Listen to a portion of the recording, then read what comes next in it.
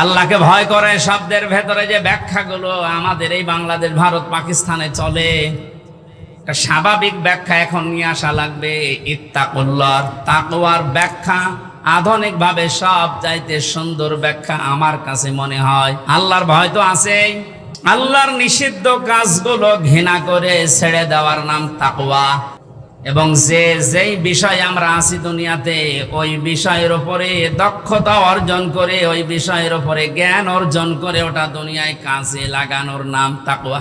দুনিয়ায় তাকওয়ার 1 নাম্বার ফলাফল, এ দুনিয়াতে এই লোকটা বিপদে মুসিবতে পড়লে এমন জায়গা থেকে আল্লাহ সাহায্য পাঠায়, ওই লোকটার ধারণাও ছিল না যে এখান থেকে সাহায্য আসতে পারে।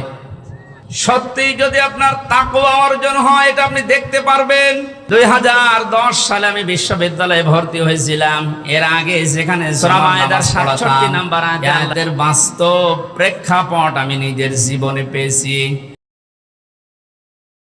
রাসূলকে ডাক দিয়েছেন, হে রাসূল, আপনি তাবলীগ করেন, প্রচার করেন, পৌঁছিয়ে দেন। কি তাবলীগ করবেন, কি প্রচার করবেন? মা উনজিলা ইলাইকা মির রাব্বিক, আপনার রব আপনাকে যেটা দিয়েছে তার নাম কি? কোরআন। বলেন বলেন। তাহলে তাবলীগ এই শব্দটা কোরআনে কারিমে আল্লাহ ব্যবহার করেছেন আমর হিসাবে। আল্লাহর আদেশ, আল্লাহর আমর তার বান্দাদের জন্য মেনে নেওয়া নফল না ফরজ? তাহলে তাবলীগ করা কি? বলেন বলেন, আপনি ভুল বুঝবেন না। তাবলীগ করা ফরজ। আল্লাহ পাক বলেন, আমি ভালোভাবে জানি কোরআনের তাবলীগ যদি আপনি করতে চান, আপনার উপরে বিপদ আপদ মুসিবত আসবে। আল্লাহু ইয়াসিমুকা মিনান নাস। ইয়াসিমু এটা মোজারে, বর্তমান, ভবিষ্যৎ, প্রেজেন্ট, ফিউচার।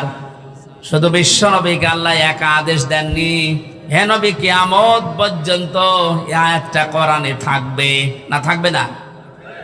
সত্যি যদি কোরআনে কারীম আমি আল্লাহর কালাম, এটা তাবলীগ করা ফরজ, এই বিশ্বাস নিয়ে মানুষ যদি তাবলীগ করতে চায়, প্রচার করতে শুরু করে, বিপদ আপদ মুসিবত আসবে, আমি আল্লাহ নিজে আপনাকে বাঁচাচ্ছি, তাদেরকেও বাঁচাবো। এর উপরে পরিপূর্ণ বিশ্বাস নিয়ে যখন ওই ছোট বয়সে, কয় বছরের বয়স ছিল তখন? কেবল ইন্টার শেষ করে বিশ্ববিদ্যালয়ে গেছি, খুব বেশি হলো 19-20 বছর হবে।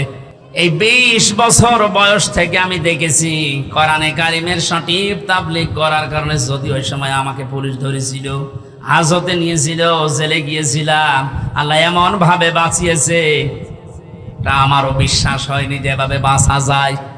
আল্লাহর কোরআনের উপরে বিশ্বাস অগাধ এনে, ওই যে বলছিলাম, দুনিয়াতে যেই কাজে আছেন ওই বিষয়ের উপরে জ্ঞান অর্জন করে দক্ষতা নিয়ে এগিয়ে যাওয়ার সামনে এ তাকওয়া যদি তৈরি হয়, প্রথম আল্লাহ ফলাফল দেবেন। বিপদে পড়লে এমন জায়গা থেকে সাহায্য আসবে যেটা চিন্তার বাইরে। জোরে বলেন সুবহানাল্লাহ। আমি 9টা বলতে পারলাম না, এগুলো আছে। আমার মূল বিষয় কুনু মা'আস সাদিকিন, আল্লাহর আদেশ তোমরা সত্যবাদী যারা আছে তাদের সঙ্গে থাকো। এই আদেশ কার? আরো জোরে বলেন। এই আয়াতটা নিয়ে আজ সবচাইতে বেশি ভেজাল বাংলাদেশের, ভারতে। আপনি যত দরবারে যাবেন সেখানে আয়াতটা আগে পাবেন। তারা বলবে আল্লাহকে ভয় করা, সত্যবাদীদের সাথে থাকো। সত্যবাদী মানে পীর সাহেব।